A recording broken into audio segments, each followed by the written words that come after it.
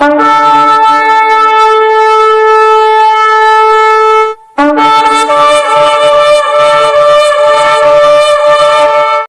Lord ಪ್ರಿಯರೇ, ದೇವರ ಅತಿ ಪರಿಶುದ್ಧವಾದ ನಾಮಕ್ಕೆ ಸ್ತೋತ್ರವಾಗಲಿ. ಯೇಸು ಕ್ರಿಸ್ತನ ಅಭಿಷೇಕವಾದ ನಾಮದಲ್ಲಿ ಪವಿತ್ರ ಆತ್ಮನ ಸಹಾಯದಿಂದ ಈ ದಿನ ಈ ರೀತಿಯಾಗಿ ಪುನಃ ಮತ್ತಾಯದಿಂದ ಹಿಡಿದು ಪ್ರಕಟಣೆ ಗ್ರಂಥದವರೆಗೆ ನಾವು ಕಲಿಯುವಾಗ ದೇವರ ನಾಮ ಮಹಿಮೆಯಾಗಲಿ, ದೇವರ ಕೃಪೆ ಹಿಡಿದು ಬರಲಿ. ಹಾಗೇನೆ ನಾನು ಇನ್ನೊಂದು ಭಾಗವನ್ನು ಕೂಡ ಕೊಡ್ತಾ ಇದ್ದೀನಿ, ಸತ್ಯವೇದದ ಸತ್ಯವಚನ ಅಂತೇಳಿ. ಅದರಲ್ಲೂ ಕೂಡ ಒಂದು ಕಡೆ ಬೈಬಲ್ನ ಬಗ್ಗೆ ಆದರೆ ಇನ್ನೊಂದು ಕಡೆ ಉಪದೇಶದ ಭಾಗವಾಗಿ ನಾನು ಸತ್ಯವಚನ ಅಂತ ಹೇಳತಕ್ಕಂಥ ಒಂದು ಭಾಗವನ್ನು ಕೊಡ್ತಾ ಇದ್ದೀನಿ ಪ್ರಿಯರೇ. ಅದನ್ನು ಕೂಡ ನೋಡಿ ನಿಮ್ಮ ಲೈಕ್ ಮತ್ತು ಕಮೆಂಟ್ಗಳನ್ನು ಹಾಕಿ ನಿಮ್ಮ ಒಂದು ಪ್ರೋತ್ಸಾಹವನ್ನು ನಮಗೆ ಕೊಡಬೇಕಾಗಿ ಬೇಡಿಕೊಳ್ಳುತ್ತೇನೆ. ದೇವರು ನಿಮ್ಮನ್ನು ಆಶೀರ್ವದಿಸಲಿ, ಕೃಪೆಯಿಂದ ನಡೆಸಲಿ. ಇವತ್ತು ಪರ್ವತ ಪ್ರಸಂಗದ ನಮಗೆ ಅನುದಿನದ ಆಹಾರವನ್ನು ಇವತ್ತು ದಯಪಾಲಿಸು. ನಾನು ಅದಕ್ಕಿಂತ ಮೊದಲು ಪೂರ್ತಿಯಾಗಿ ಓದ್ಬಿಡ್ತೀನಿ ಒಂದ್ಸಲ. ಪರಲೋಕದಲ್ಲಿರೋ ನಮ್ಮ ತಂದೆ, ನಿನ್ನ ನಾಮವು ಪರಿಶುದ್ಧವೆಂದು ಎಣಿಸಲ್ಪಡಲಿ, ನಿನ್ನ ರಾಜ್ಯವು ಬರಲಿ, ನಿನ್ನ ಚಿತ್ತ ಪರಲೋಕದಲ್ಲಿ ನೆರವೇರುವ ಪ್ರಕಾರ ಭೂಲೋಕದಲ್ಲಿಯೂ ನೆರವೇರಲಿ. ನಮ್ಮ ಅನುದಿನದ ಆಹಾರವನ್ನು ಇವತ್ತು ದಯಪಾಲಿಸು. ಇದರ ಬಗ್ಗೆ ನಾನು ನಿಮಗೆ ತಿಳಿಸಲಿಕ್ಕಿದ್ದೇನೆ ಪ್ರಿಯರೇ,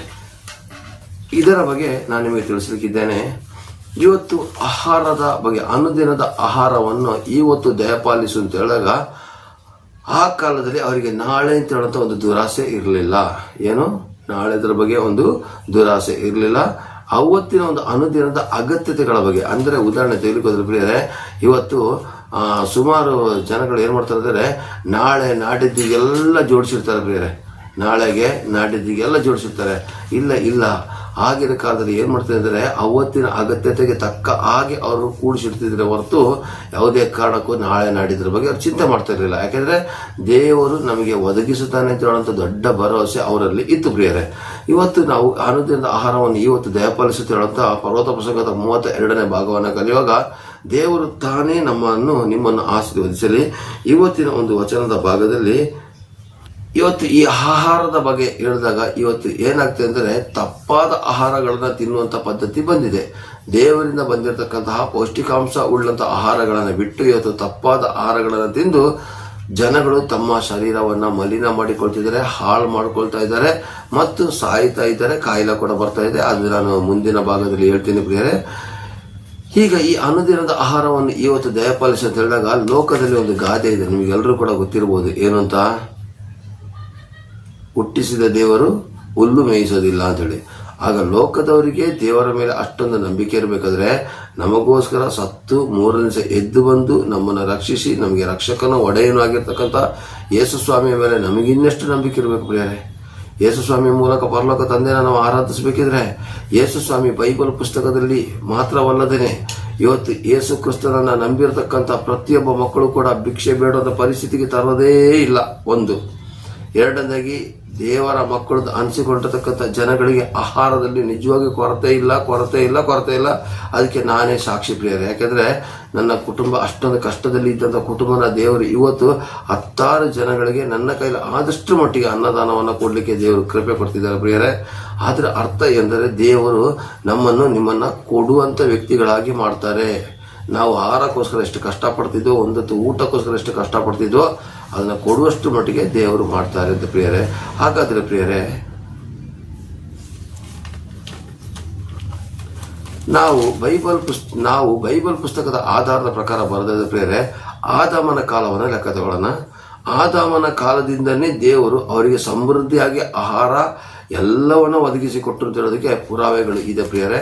ಆ ಕಾಲದಲ್ಲಿ ತಂದೆಯಾದ ದೇವರು ಏನು ಮಾಡಿದ್ರು, ಈ ಒಂದು ತೋಟದಲ್ಲಿರುವಂತಹ ಎಲ್ಲ ಮರದ ಹಣ್ಣುಗಳನ್ನು ಯಥೇಚ್ಛವಾಗಿ ತಿನ್ನಬಹುದು, ಆದರೆ ಒಂದು ಮರದ ಹಣ್ಣನ್ನು ಮಾತ್ರ ತಿನ್ನಬೇಡಿ, ಅದು ಒಳ್ಳೆಯದು ಮತ್ತು ಕೆಟ್ಟದರ ಅರಿವನ್ನು ಉಂಟು ಮಾಡುವಂಥ ಮರ ಅಂತ ಹೇಳಿದಾಗ ಇವ್ರು ಏನು ಮಾಡಿದ್ರು, ಸರ್ಪದ ವಂಚನೆಗೆ ಒಳಗಾಗಿ ಇವತ್ತು ಅವ್ರೇನು ಮಾಡಿದ್ರು, ಆ ಒಂದು ಒಳ್ಳೆಯದು ಮತ್ತು ಕೆಟ್ಟದರ ಫಲವನ್ನು ಉಂಟು ಮಾಡೋ ಮರವಂತ ಹಣ್ಣನ್ನೇ ತಿಂದರು ಅಲ್ವಾ.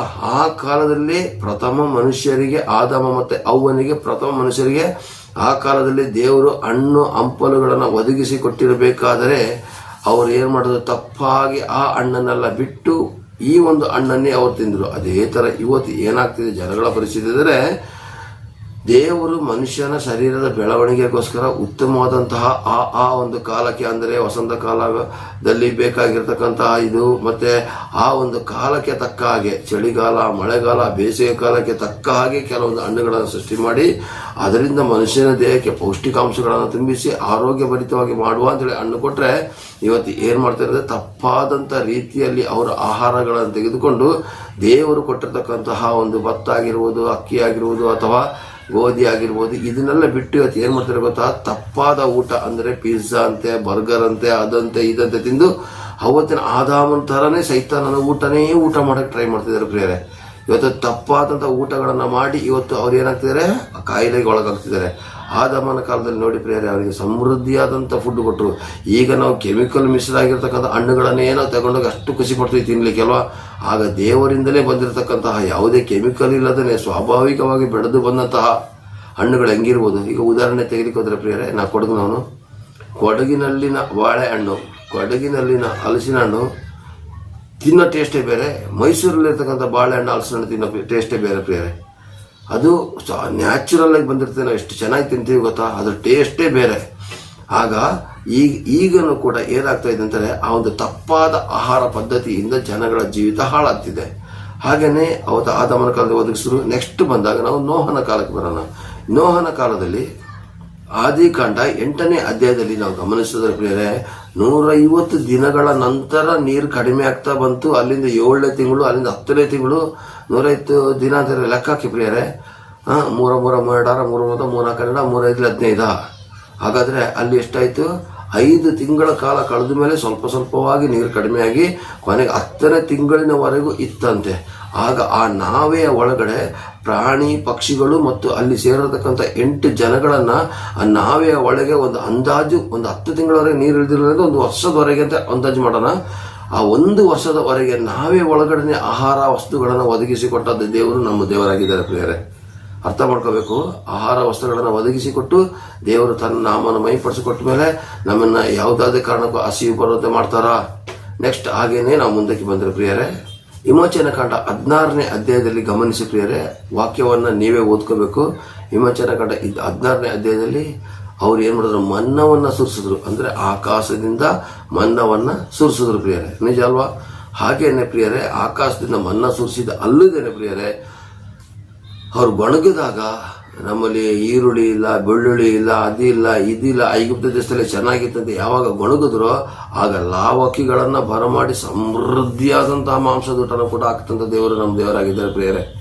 ಅರಣ್ಯದಲ್ಲಿ ಆಹಾರವನ್ನು ಒದಗಿಸಿರ್ತಕ್ಕಂಥ ದೇವರು ನಮ್ಮ ದೇವರಾಗಿದ್ದಾರೆ. ಹಾಗೆ ಎಲಿಯನಿಗೆ ಕಾಗೆಯ ಮೂಲಕ ದೇವರು ಆಹಾರವನ್ನು ಒದಗಿಸಿದ್ರು ಪ್ರಿಯರೇ. ಹಾಗೆ 17ನೇ ಅಧ್ಯಾಯಕ್ಕೆ ಬಂದಾಗ ಅವರು ಆ ನೀರನ್ನು ಕೂಡ ಬರಮಾಡಿದ್ರು. ಇದೆಲ್ಲ ನಾವು ಲೆಕ್ಕ ತೆಗೆದುಕೊಂಡ್ರೆ ಪ್ರಿಯರೇ, ದೇವರ ಹತ್ರ ನಾವು ಪ್ರಾರ್ಥನೆ ಮಾಡಿ ಆರಾಧನೆ ಮಾಡೋದೇ ಆದರೆ ದೇವರು ನಮ್ಮ ಕುಟುಂಬಕ್ಕೆ ಸಂಬಂಧಪಟ್ಟಾಗೆ ಏನೇನು ಅಗತ್ಯತೆಗಳಿದೆಯೋ ಅದನ್ನೆಲ್ಲ ಒದಗಿಸ್ತಾರೆ. ಹಂಗೆ ಹೇಳ್ಕೊಂಡು ಮನೇಲಿ ಕೂತ್ಕೊಂಡು ಸೋಮಾರಿಗಳಾಗಿ ಅಂತ ಹೇಳ್ತಾ ಇಲ್ಲ. ನಿಮಗೆ ದುಡಿಲಿಕ್ಕಿರೋ ಶಕ್ತಿ, ಬಲ, ಜ್ಞಾನ, ವಿವೇಕವನ್ನು ಕೊಟ್ಟು ದೇವರು ಕಾಪಾಡ್ತಾರೆ. ಹಾಗಾದ್ರೆ ಪ್ರಿಯರೇ, ನಾವು ಇನ್ನು ಮುಂದಕ್ಕೆ ತಪ್ಪಾದ ಆಹಾರ ಪದ್ಧತಿಗಳಿಗೆ ಹೋಗದಂತೆ ದೇವರು ತಾನೇ ಕೊಟ್ಟಿರ್ತಕ್ಕಂಥ ಆಹಾರವನ್ನು ಸಾಧ್ಯವಾದಷ್ಟು ತಿನ್ಲಿಕ್ಕೆ ಪ್ರಯತ್ನ ಪಟ್ಟು ದೇವರ ನಾಮವನ್ನು ಮಹಿಮೆಪಡಿಸೋ ಪ್ರಿಯರೇ. Praise Lord. ಹಾಗೇನೆ ಪ್ರಿಯರೇ, ಇವತ್ತು ಸುಮಾರು ಜನ ಇದ್ದಾರೆ ಪ್ರಿಯರೇ, ಬರೀ ತಿನ್ನೋದಕ್ಕೋಸ್ಕರ ಒದ್ದಾಡ್ತಾರೆ ಪ್ರಿಯರೇ. ಅಲ್ಲಿಗೆ ಹೋದ್ರೆ ಅದು ತಿಂದ್ಬಿಡೋದು, ಇಲ್ಲಿಗೆ ಹೋದ್ರೆ ಇದು ತಿಂದ್ಬಿಡೋದು. ಬೇಡ ಬೇಡ ಪ್ರಿಯರೇ. ವಿಪರೀತ ತಿಂದವನಿಗೂ ರೋಗ ಇದೆ, ವಿಪರೀತ ತಿನ್ನದಿರೋನಿಗೂ ರೋಗ ಇದೆ. ನಾರ್ಮಲ್ ಆಗಿ ಇರತಕ್ಕಂಥ ವ್ಯಕ್ತಿಗಳಿಗೆ ನಿಜವಾಗಿ ರೋಗ ಇಲ್ಲ. ಹಾಗಾದ್ರೆ ಪ್ರಿಯರೇ, ನಾವು ತಿಳ್ಕೊಬೇಕಾಗಿರ್ತಕ್ಕಂಥ ಒಂದು ಅಂಶ ಎಂದರೆ, ನಾವು ಈಗಿನ ಪಿಜ್ಜಾ, ಬರ್ಗರ್, ಬೇಡದ್ರೆ ವೇಸ್ಟ್ ಫುಡ್ಗಳಿಗೆ ನಾವು ಬೆಲೆ ಕೊಡದೇನೆ ದೇವರು ಕೊಟ್ಟಿರ್ತಕ್ಕಂಥ ಆ ಫುಡ್ ಅನ್ನ ಸಾಧ್ಯವಾದಷ್ಟು ಮನೆಯಲ್ಲೇ ಮಾಡಿ ದೇವರ ನಾಮವನ್ನು ಮಹಿಮೆಪಡಿಸೋಣ ಪ್ರಿಯರೇ. ಯಾಕೆ ನಮಗೆ ಅನುದಿನದ ಆಹಾರವನ್ನು ದೇವರು ಒದಗಿಸಿ ರೆಡಿ ಇದ್ದಾರೆ. ಆದರೆ ಅದನ್ನು ತಪ್ಪಾದ ರೀತಿಯಲ್ಲಿ ಕೊಡ್ಲಿಕ್ಕೆ ಸೈತಾನ ರೆಡಿ ಇದ್ದಾನೆ. ಆ ತಪ್ಪಾದ ರೀತಿಯ ಆಹಾರ ಪದ್ಧತಿಗಳನ್ನು ತೆಗೆದುಕೊಂಡು ನಿಮ್ಮ ದೇಹ ಹಾಳು ಮಾಡೋದಕ್ಕಿಂತ ನೀವು ದೇವರ ಆಲಯವಾಗಿದ್ದೀರಾ, ಅಲ್ಲಿ ದೇವರಾತ್ಮ ಇದ್ದಾರೆ, ಅವರಿಗೆ ಮೆಚ್ಚುವಂತ ರೀತಿಯಲ್ಲಿ ನಾವು ತಿನ್ನೋದು ಕುಡಿಯೋದರ ಮೂಲಕ ದೇವರ ನಾಮ ಮಹಿಮೆಪಡಿಸೋಣ ಪ್ರಿಯರೇ. ಇವತ್ತು ಏನಾಗಿದೆ, ಊಟದ ವಿಷಯದಲ್ಲಿ ತಪ್ಪಾದ ಊಟಗಳು ಬೇಡ ಪ್ರಿಯರೇ. ಸರಿಯಾದ ಊಟವನ್ನು ಮಾಡಿ ದೇವರು ಕೊಟ್ಟಿದ್ದಾರೆ, ಒದಗಿಸಿದ್ದಾರೆ. ಯಾರನ್ನೂ ಕೂಡ ಭಿಕ್ಷೆ ಬೇಡಕ್ಕೆ ಬಿಡೋದು ಇಲ್ಲ. ಕ್ರಿಸ್ತನ ಹತ್ರ ಬಂದವರೆಲ್ಲ ಅಭಿವೃದ್ಧಿ ಆಗಿದ್ದಾರೆ. ಅದಕ್ಕೆ ನಾನು ಕೂಡ ಸಾಕ್ಷಿಯಾಗಿದ್ದೀನಿ. ಆ ಕಾರಣಕ್ಕೋಸ್ಕರ ನಮಗೆ ಆಹಾರದ ಕೊರತೆಗಳಿಲ್ಲ, ಅನ್ನದ ಕೊರತೆಗಳಿಲ್ಲ. ಕೆಲಸ ಮಾಡಲಿಕ್ಕಿರೋ ಶಕ್ತಿ ಕೊಡ್ತಾರೆ, ಬಲ ಕೊಡ್ತಾರೆ. ಹಣಕಾಸನ್ನು ಸಂಪಾದನೆ ಮಾಡಲಿಕ್ಕಿರೋ ಶಕ್ತಿ ಬಲವನ್ನು ಕೊಟ್ಟು ದೇವರು ತನ್ನ ನಾಮವನ್ನು ಮಹಿಮೆಪಡಿಸ್ಕೊಳ್ತಾರೆ ಪ್ರಿಯರೇ. ದೇವರು ನಿಮ್ಮನ್ನು ಆಶೀರ್ವದಿಸಲಿ, ಕೃಪೆಯಿಂದ ನಡೆಸಲಿ. Amen, amen, amen. Praise the lord.